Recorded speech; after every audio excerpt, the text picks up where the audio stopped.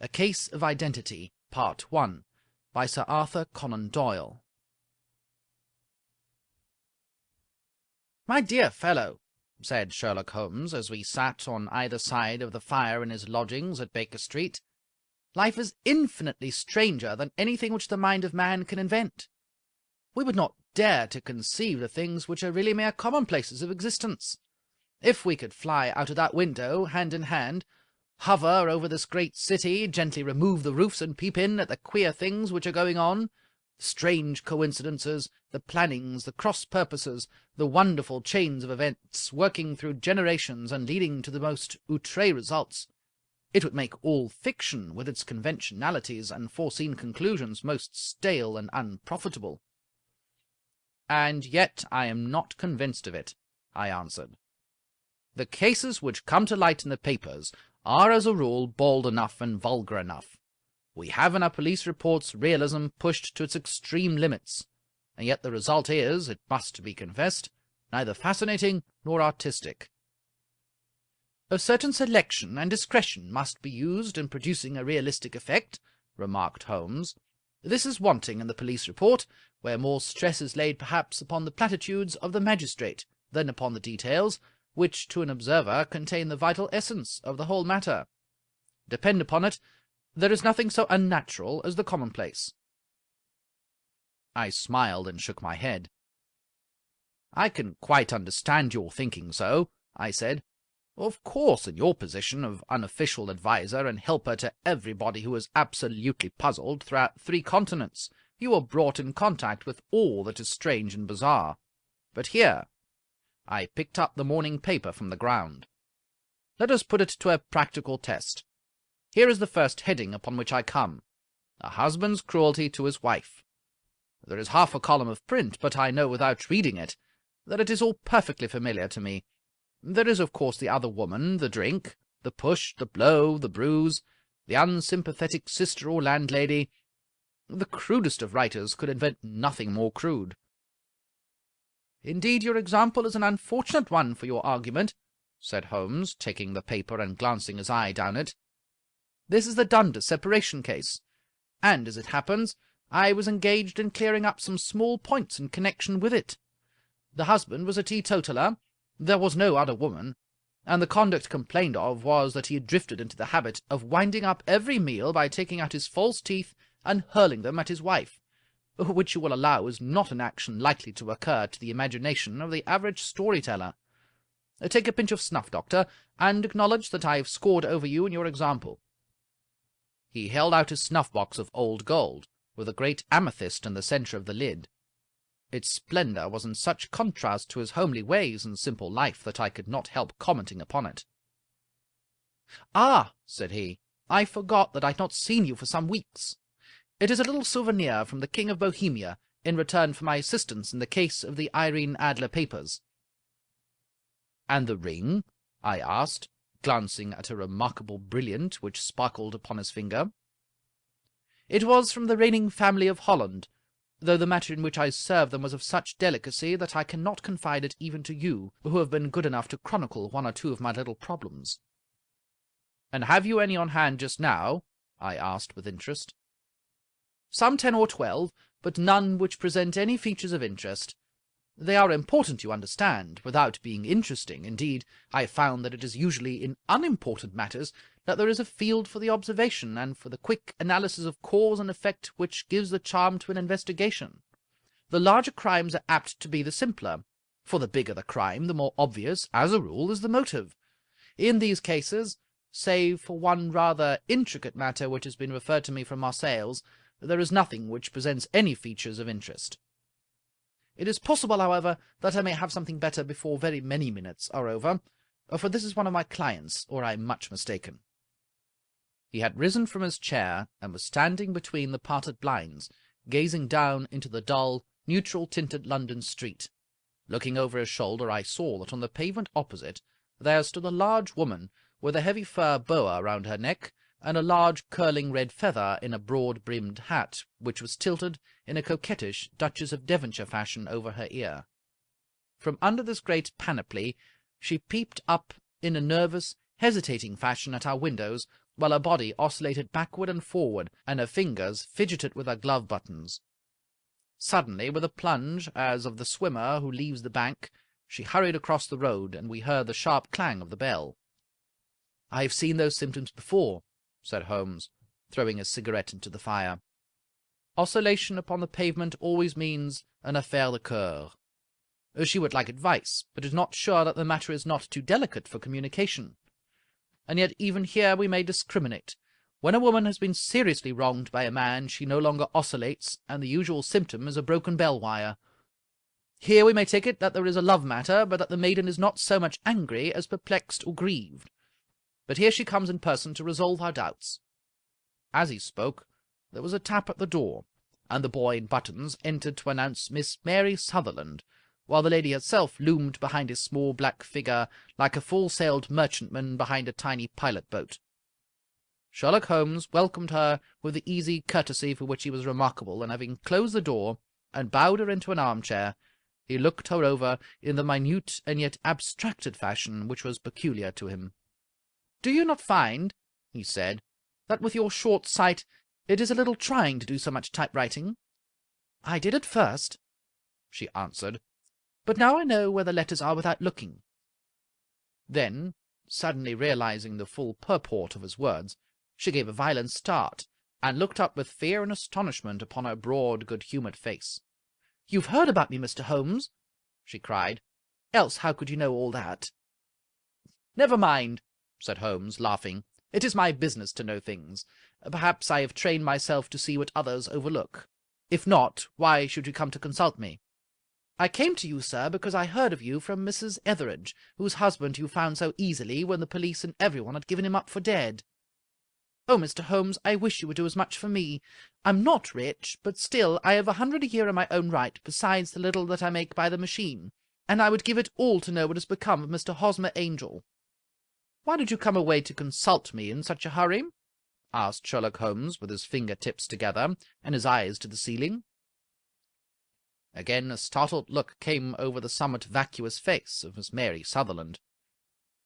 "Yes, I did bang out of the house," she said, "for it made me angry to see the easy way in which Mr. Windibank, that is my father, took it all. He would not go to the police, and he would not go to you, and so at last, as he would do nothing, and kept on saying that there was no harm done, it made me mad, and I just on with my things and came right away to you."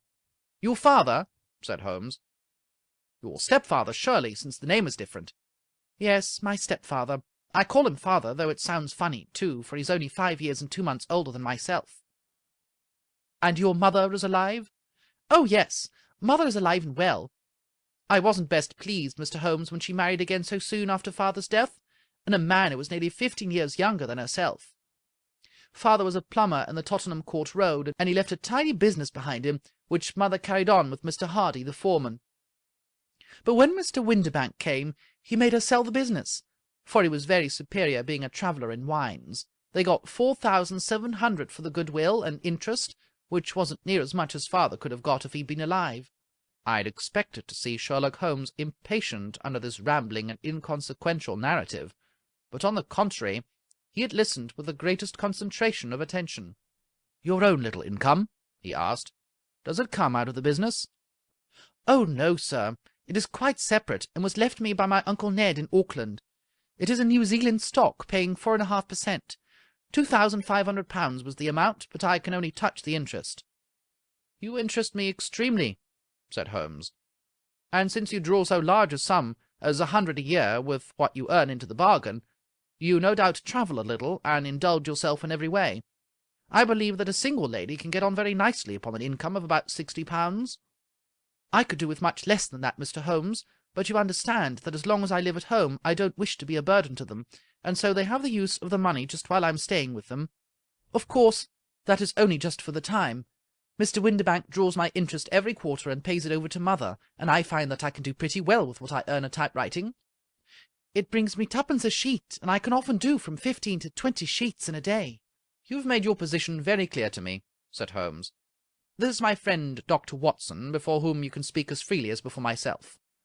Kindly tell us now all about your connection with Mr. Hosmer Angel." A flush stole over Miss Sutherland's face, and she picked nervously at the fringe of her jacket. "I met him first at the gasfitters' ball," she said. "They used to send father tickets when he was alive, and then afterwards they remembered us and sent them to mother. Mr. Windibank did not wish us to go. He never did wish us to go anywhere. He would get quite mad if I wanted so much as to join a Sunday-school treat. But this time I was set on going, and I would go, for what right had he to prevent? He said the folk were not fit for us to know when all father's friends were to be there. And he said that I had nothing fit to wear, when I had my purple plush that I had never so much as taken out of the drawer. At last, when nothing else would do, he went off to France upon the business of the firm. But we went, mother and I, with Mr. Hardy, who used to be our foreman, and it was there I met Mr. Hosmer Angel." "I suppose," said Holmes, "that when Mr. Windibank came back from France he was very annoyed at your having gone to the ball." "Oh, well, he was very good about it. He laughed, I remember, and shrugged his shoulders, and said there was no use denying anything to a woman, for she would have her way." "I see. Then at the gasfitters' ball you met, as I understand, a gentleman called Mr. Hosmer Angel?" "Yes, sir. I met him that night, and he called next day to ask if we'd got home all safe. And after that we met him, that is to say, Mr. Holmes, I met him twice for walks, but after that father came back again, and Mr. Hosmer Angel could not come to the house any more." "No?" "Well, you know, father didn't like anything of the sort. He wouldn't have any visitors if he could help it, and he used to say that a woman should be happy in her own family circle. But then, as I used to say to mother, a woman wants her own circle to begin with, and I had not got mine yet." "But how about Mr. Hosmer Angel? Did he make no attempt to see you?" "Well, father was going off to France again in a week, and Hosmer wrote and said that it would be safer and better not to see each other until he'd gone. We could write in the meantime, and he used to write every day. I took the letters in the morning, so there was no need for father to know." "Were you engaged to the gentleman at this time?" "Oh, yes, Mr. Holmes. We were engaged after the first walk that we took. Hosmer, Mr. Angel, was a cashier in an office in Leadenhall Street, and—" "What office?" "That's the worst of it, Mr. Holmes. I don't know." "Where did he live, then?" "He slept on the premises." "And you don't know his address?" "No, except that it was Leadenhall Street." "Where did you address your letters, then?" "To the Leadenhall Street post office, to be left till called for. He said that if they were sent to the office he would be chaffed by all the other clerks about having letters from a lady, so I offered to typewrite them like he did his, but he wouldn't have that, for he said that when I wrote them they seemed to come from me, but when they were typewritten he always felt that the machine had come between us. That would just show you how fond he was of me, Mr. Holmes, and the little things that he would think of." "It was most suggestive," said Holmes. "It has long been an axiom of mine that the little things are infinitely the most important. Can you remember any other little things about Mr. Hosmer Angel?" "He was a very shy man, Mr. Holmes. He would rather walk with me in the evening than in the daylight, for he said that he hated to be conspicuous. Very retiring and gentlemanly he was. Even his voice was gentle. He'd had the quinsy and swollen glands when he was young, he told me, and it had left him with a weak throat and a hesitating, whispering fashion of speech. He was always well dressed, very neat and plain, but his eyes were weak, just as mine are, and he wore tinted glasses against the glare." "Well, and what happened when Mr. Windibank, your stepfather, returned to France?" "Mr. Hosmer Angel came to the house again, and proposed that we should marry before father came back. He was in dreadful earnest, and made me swear with my hands on the Testament that whatever happened I would always be true to him. Mother said he was quite right to make me swear, and that it was a sign of his passion. Mother was all in his favour from the first, and was even fonder of him than I was. Then, when they talked of marrying within the week, I began to ask about father, but they both said never to mind about father, but just to tell him afterwards, and mother said she would make it all right with him. I didn't quite like that, Mr. Holmes. It seemed funny that I should ask his leave, as he was only a few years older than me. But I didn't want to do anything on the sly, so I wrote to father at Bordeaux, where the company has its French offices. But the letter came back to me on the very morning of the wedding." "It missed him, then?" "Yes, sir, for he had started to England just before it arrived." "Ha! That was unfortunate. Your wedding was arranged, then, for the Friday. Was it to be in church?" "Yes, sir, but very quietly. It was to be at St. Saviour's, near King's Cross, and we were to have breakfast afterwards at the St. Pancras Hotel. Hosmer came for us in a hansom, but as there were two of us, he put us both into it, and stepped himself into a four-wheeler, which happened to be the only other cab in the street. We got to the church first, and when the four-wheeler drove up, we waited for him to step out, but he never did. And when the cabman got down from the box and looked, there was no one there. The cabman said that he could not imagine what had become of him, for he'd seen him get in with his own eyes. That was last Friday, Mr. Holmes, and I've never seen or heard anything since then to throw any light upon what became of him. It seems to me that you have been very shamefully treated, said Holmes. Oh, no, sir. He was too good and kind to leave me so. Why, all the morning he was saying to me that, whatever happened, I was to be true, and that even if something quite unforeseen occurred to separate us, I was always to remember that I was pledged to him, and that he would claim his pledge sooner or later. It seems strange talk for a wedding morning, but what has happened since gives a meaning to it. Most certainly it does. Your own opinion is, then, that some unforeseen catastrophe has occurred to him. Yes, sir. I believe that he foresaw some danger, or else he would not have talked so.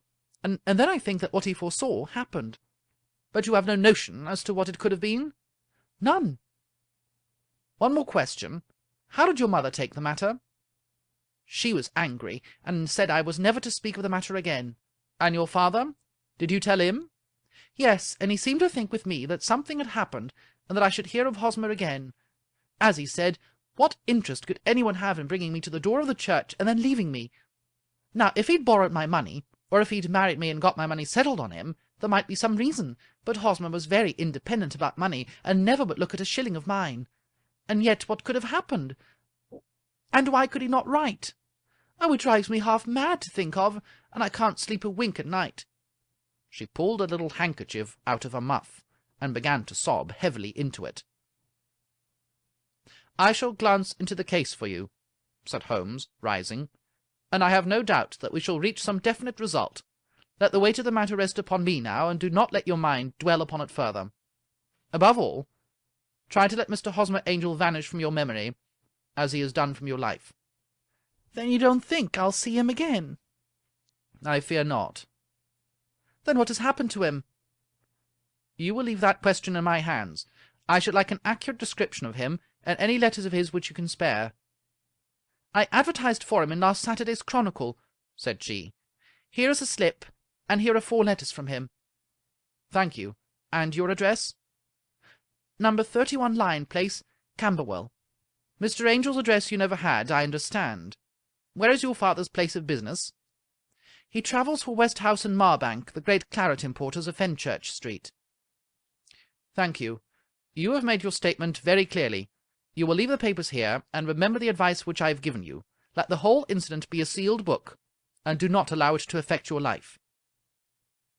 You are very kind, Mr. Holmes, but I cannot do that. I shall be true to Hosmer.